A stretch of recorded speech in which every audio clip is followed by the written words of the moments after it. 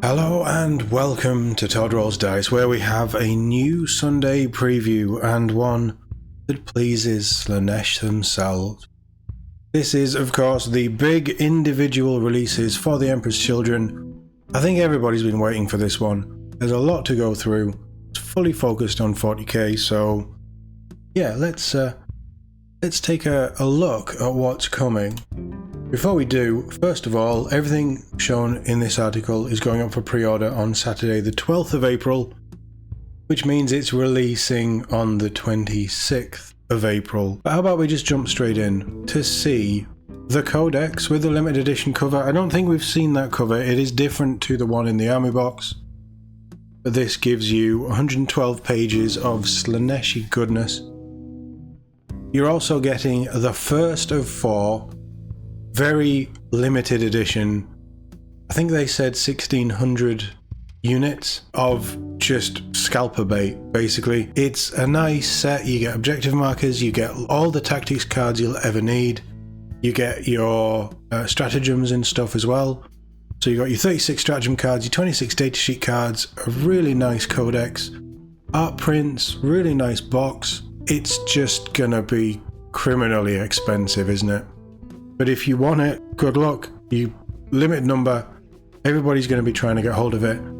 And yeah, you're probably going to have 30 seconds to get your order in, knowing how this stuff goes. I'd fully expect this to be it will be a Games Workshop online exclusive order. So good luck trying to get hold of one. If you do manage to get hold of one, please let me know, because they're stunning, but they're going to be pretty expensive. But model-wise, we have Fulgrim, Demon Primarch of Slaanesh, in all of his modern 40k plastic glory. As much as I like this model, I do prefer the Horus Heresy one. The fact that it's resin puts me off ever buying it, but I think this one does capture that menace that seeing a monstrosity like that coming at you would do. He's got the whip, he's got the swords. There is 5 different heads available as well.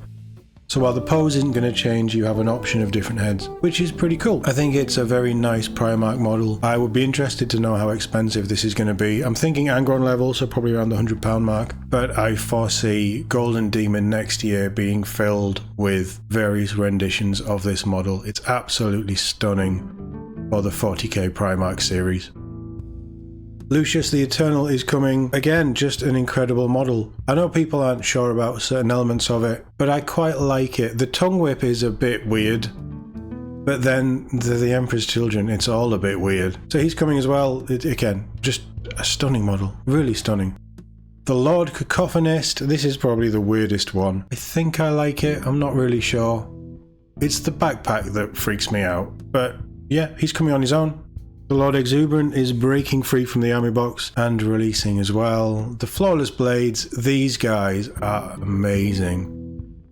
And it says they come with 150 transfers. That can't be right, can it? Surely not. But yeah, these are basically the blade guard of the Emperor's Children. I bet they're going to be horrible. I can't remember what their rules were. Their rules are out there. I think the whole codex leaked at some point. But these models are just stunning.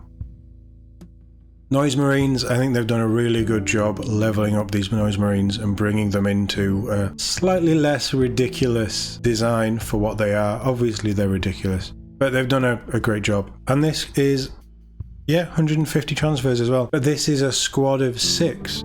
I thought these would be sold in a box of 3, but it's a box of 6, which is actually really good. Tormentors and Infractors, so this is a dual kit box, basically your run-of-the-mill legionaries. Yeah, nice. Really, really nice. Box of 10. I love the old style helmets that have been morphed in a very chaosy way. And then a variety of weapon options and things. I think these, probably of the Chaos Troops, these are my favourites. They just look like a really nice kit. But obviously built for, and that's the Infiltrators there. I think they look cool. I like the bolt pistol and blades, but they're obviously built for Emperor's Children, but they fit that role so well, and apparently they're pretty good. Emperor's Children dice and data cards. Actually, the dice are readable, which is a big step up, and they're, I was going to say violently pink. They're very fluorescent. Fluorescent pink and black. Easy readable, makes a change for GW dice. They actually look pretty good. They're probably still not worth the price. but they actually look pretty good. Over to Black Library. To accompany the model, we have Fulgrim the Perfect Son Special Edition, which comes with everything you'd expect from a Black Library Special Edition. So this is by Jude Reed and is available to pre-order in a fittingly luxurious Special Edition featuring unique screen-printed art with foil details. Every copy is signed and numbered and includes an introduction by the author, and it is available while stocks last. I think that will sell out pretty quickly. It's also coming out on hardback, ebook and audiobook as well at the same time, so that's good. At least if you can't get hold of the fancy one, you can still get hold of the story.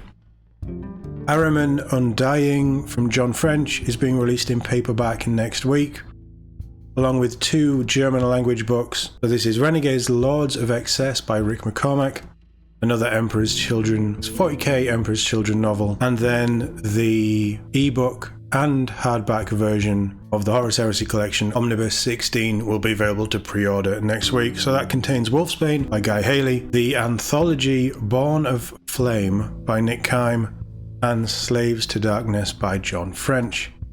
And we have a couple of French language books. So Fulgrim the Perfect Son is coming out in French language.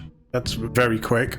So that's coming in paperback and ebook. Okay. Horus Heresy Siege of Terror Omnibus 2 also arrives in paperback and ebook.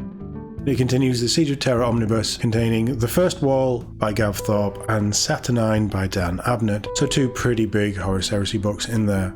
Warhammer Plus TV this week with a reveal of Grand Cathay for Warhammer The Old World. The Deep Strike team chat with key members of Creative Assembly for an episode on Total War Warhammer. That'll be interesting. I like it when they talk about the game stuff, and that's pretty cool. Painting Desk returns and Ed speaks to heavy metal painter Carlos, talking Pink Raven Guard. Okay, why not? And Battle Report is back again. Over on WarCom this week, we have a second look at the Emperor's Children with design interviews on the miniatures range. That'll be interesting. And a closer look at the Crusade rules.